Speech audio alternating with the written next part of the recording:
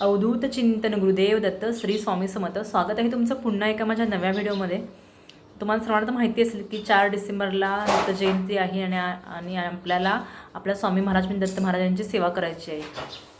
गुरुचरित्र पारायणाची सेवा आहे, श्री स्वामीचरित्र सारामृताची सेवा आहे, तारक मंत्राची सेवा आहे, जपमाळाची सेवा आहे. अशा खूप काही सेवा आहेत, पण आपल्याला टाईम भेटत नाही. 2-2.5 तास तर लागतात पारायण करायला. तर तुम्हाला माहिती आहे किती वेळ लागतो. ते गुरुचरित्र पारायण केलं तर खूप चांगलं आहे, पण त्यासाठी खूप टाईम द्यावा लागतो आणि त्याचे खूप नियम पण आहेत. त्यासाठी मी तुम्हाला तुमच्यासाठी एक साधी सोपी सेवा घेऊन आलेली आहे.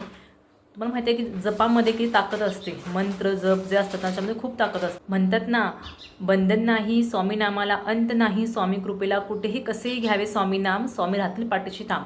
जसं आपण स्वामींचं नामस्मरण केलं तर स्वामी आपल्या पाठीशी ठाम राहतात. तसं जर आपल्याला वाटत असेल की दत्त स्वामी महाराजांची आपल्यावर कृपा व्हावी, त्यांचा आशीर्वाद आम्हाला भेटावा, तर आपल्याला एक साधी सोपी आणि 5-10 मिनिटाची स्वामी सेवा करायची, दत्त सेवा करायची. जे केल्याने तुमच्या ज्या इच्छा असतील त्या पूर्ण होतीलच. आणि स्वामी महाराजांनी खूप दिले आपल्याला, दत्त महाराजांनी आपल्याला खूप दिलेलं आहे. आणि दरवेळेस ना सेवा महाराजांनी काहीतरी द्यावी म्हणून करू नका, तर महाराजांनी खूप काही दिलं आहे म्हणून सेवा करा. आणि ह्यासाठी मी तुमच्यासाठी फक्त एक 5 मिनिटाची सेवा सांगणार आहे, जे तुम्ही 11 दिवस करायची आहे. म्हणजे 24 नोव्हेंबरपासून ते 4 डिसेंबरपर्यंत 11 दिवस होतात. आणि त्या 11 दिवसामध्ये तुम्ही जर ही 5 मिनिटाची सेवा केली ना, खरं तुमच्या ज्या इच्छा असतील ना त्या पूर्ण होतील. काहींचं घरामध्ये वादविवाद असतात, काही अडचणी असतात, काही आपल्या इच्छा असतात ते पूर्ण होत नाहीत, कुठं ना कुठं काही संकट येत राहतं. आपली जी इच्छा असते म्हणजे आपल्याला म्हणजे वाटतं की हे काम होणार 100% असतं, पण काही ना काही होतं आणि त्यावेळेस ते काम म्हणजे होत नाही. म्हणतात ना 100% 99% तर आपले प्रयत्न हवेत आणि 1% तर देवावरती असतो. त्याचप्रकारे तुम्ही 99% म्हणजे मेहनत करतात, पण 1% जर देवा समजा कमी पडत असेल तर ते काम होत नाही असं म्हणतात. त्याप्रकारे तुम्हाला जर तुमची इच्छा पूर्ण करून व्हावी असेल, जर तुम्हाला स्वामींचे अनुभव पाहिजे आणि स्वामीचे अनुभव तुम्हाला अनुभवायचे असतील, स्वामीच्या प्रचित तुम्हाला व्हावेसे वाटत असेल, तर जी मी तुमची जी सेवा सांगते तर नक्की तुम्ही सेवा करून पहा. तुम्हाला त्याचा खरंच खूप फायदा होईल. विविध अडचणीवर मात करण्यासाठी जे स्वामी महाराजांचे दत्त महाराजांचे सिद्ध मंत्र आहेत ते तुम्हाला मी सांगणार आहे. सगळ्यात जो सिद्ध आणि पवित्र मंत्र असेल म्हणजे तारक मंत्र आहेच. तुम्हाला माहिती आहे, निशंक होई रे म्हणा, निर्भय होई रे म्हणा, प्रचंड स्वामी बळपाठीशी नित्य आहे रे म्हणा, हा स्वामी महाराजांचा तारक मंत्र आहे. तारक मंत्रमध्ये जी ताकद आहे आणि जेवढा प्रभावशाली आहे ना, तसं कोणताच मंत्र आहेच पण वाटत नाही. कारण तारक मंत्राचे असे लाखो करोडो लोकांना अनुभव आलेले आहे. तारक मंत्र खरंच खूप प्रभावशाली आहे. तारक म्हणजे तारणारा. तसं स्वामी महाराज आपल्या प्रत्येक संकटातून तारत असतात. तारक मंत्राची सेवा केली 11 दिवस तरी तुम्हाला त्याचं फळ भेटेल. त्यानंतर असं मंत्र आहे, दिगंबरा दिगंबरा श्रीपाद वल्लभ दिगंबरा. हा जो मंत्र आहे ना, हा खूप प्रभावशाली मंत्र आहे.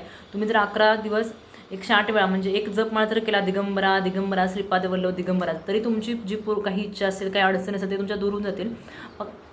रोज सकाळी पूजापाठ झाल्यानंतर तुम्हाला एक माळ म्हणजे दिगंबरा दिगंबरा श्रीपाद वल्लभ दिगंबरा ही एक माळ करायची आहे. रोज 11 दिवस करा तुम्ही. आणि जो करताना तुम्ही संकल्प करा, तुमची जी काही इच्छा असेल किंवा काय आहे, किती दिवस करणार आहे ती स्वामी महाराजांना सांगा आणि त्यानंतर ह्या मंत्राला सुरुवात करा, जप करायला सुरुवात करा.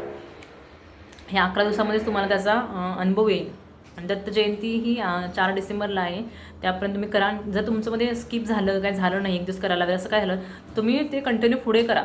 दत्त जयंती नंतरसुद्धा करा. आणि असं नाही मंत्र म्हणायला जप केला किंवा मंत्र म्हणायला कोणतं अडचण येतं असं काय नाही. तुम्ही काम करताना काही करताना तरी जर दिगंबरा दिगंबरा श्रीपाद वल्लभ दिगंबरा असं बोललं तरी चालतं, काही प्रॉब्लेम नाही.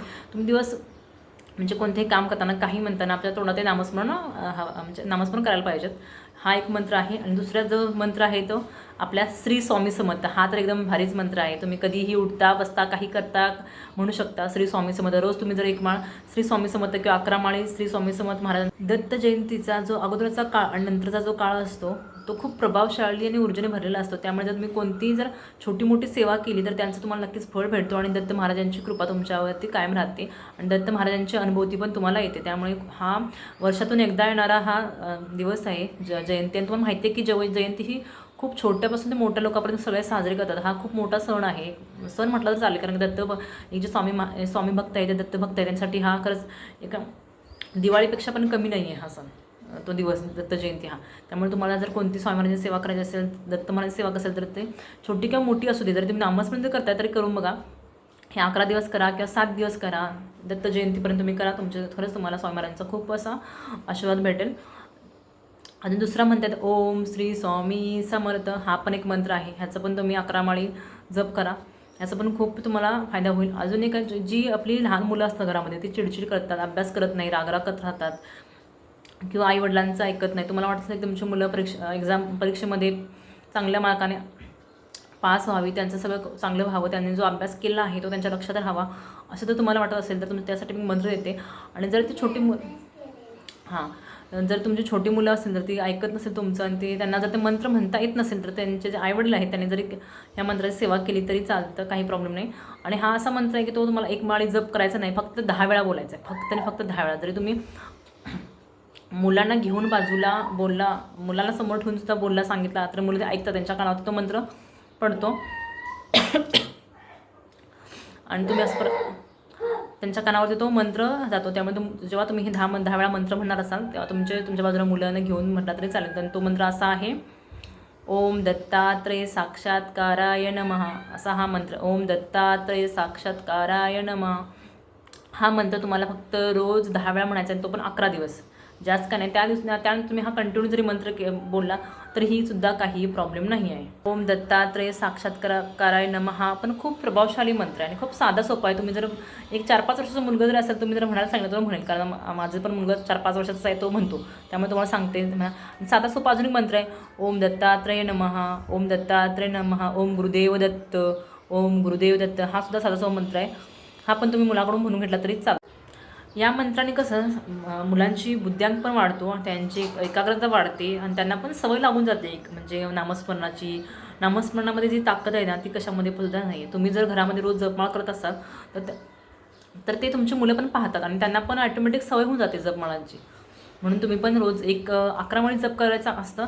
पण तुम्ही जर टाईम भेटत नसेल तर काही होत असेल, तुम्ही 1 माळी जरी श्री स्वामी समर्थाचं किंवा ओम गुरुदेव दत्त किंवा अजून तुमचे जे कोणते मंत्र असेल त्याचा एक जर जप केला त्याचं खूप फायदेशीर तुमच्यासाठी ठरतो आणि तुमच्या मुलांसाठी पण ठरतो. कारण तुम्हाला ते रोज मुलं पाहत असतात आणि ते पण ऑटोमॅटिक तुमच्यासोबत जप करायला लागतात. आणि दत्त महाराजांची जयंती येते तरी तुम्हाला नक्की सांगते, ह्यातली कोणती ना कोणती एकतरी सेवा करा, म्हणजे तारक मंत्राची करा, जपमाळ करा, मंत्र करा, काही ना काही करा, पण खरंच करून बघा. एकदा केल्यानंतर जी सेवा केल्यानंतर जे आपल्या मनाला शांती भेटते ना ती कशातच नाही आहे.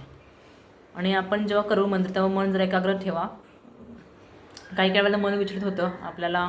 जर तुम्हाला जपमाळ करताना तुमचं जर डोळे बंद केलं, काही ना काही आठवत असतं, म्हणजे मन एकाग्र राहत नाही, तर तुम्ही डोळे बंद करून जर स्वामी महाराजांच्या फोटोकडे पाहिला किंवा मूर्तीकडे पाहिला तरी चालतं. असं काहीच नाही की डोळे बंद करून म्हणायला पाहिजे असं काही नाही. आणि तुम्ही त्याचे काही मंत्र आहेत ते तुम्ही मुलाकडून म्हणून घ्या. अवधूत चिंतन गुरुदेव दत्त श्री स्वामी समर्थ, हे पण खूप छान असा मंत्र आहे. ह्याचं जर सकाळी संध्याकाळी जर पठण केलं, मुलांना म्हणायला सांगितलं तर त्याचा तुमच्या आणि तुमच्या मुलावरती खूप फायदा होईल आणि तुमच्या घरामध्ये एक पॉझिटिव्ह एनर्जी येते. कारण की आपलं घर हे ऊर्जेने भरलेलं असतं. जेव्हा आपण नामस्मरण करतो ना तेव्हा आपल्या घरात एक पॉझिटिव्ह एनर्जी असते. तुमच्या घरात जे वादविवाद असतील, काही असतील, ते सुद्धा या मंत्राने कमी होतात. नामस्मरण किंवा जप करायला कोणताही वेळ काळ लागत नाही. जर तुमचे रोज सकाळी का संध्याकाळी देवपूजा झाल्यानंतर तुम्ही 5-10 मिनटापासून फक्त जर नामस्मरण केलं, जप केला, मंत्र बोलले तरी तरी त्या काही प्रॉब्लेम नाही. कसं पारायण करायला टाईम द्यावा लागतो, 1-1.5 तास 2 तास टाईम लागतो. तुम्हाला धावपळीच्या जगामध्ये आजकाल काही लोकांना टाईम भेटत नाही आणि काही ना काही प्रॉब्लेम असतात की एका जागी बसता येत नाही 2 तास. त्यामुळे साधी सोपी सेवा आहे, तुम्ही करून पहा, तुम्हाला नक्की त्याचा फायदा होईल. चला तर मग भेटूया पुढच्या व्हिडिओमध्ये. व्हिडिओ आवडल्यास श्री स्वामी समर्थ कमेंट करायला विसरू नका. श्री स्वामी समर्थ.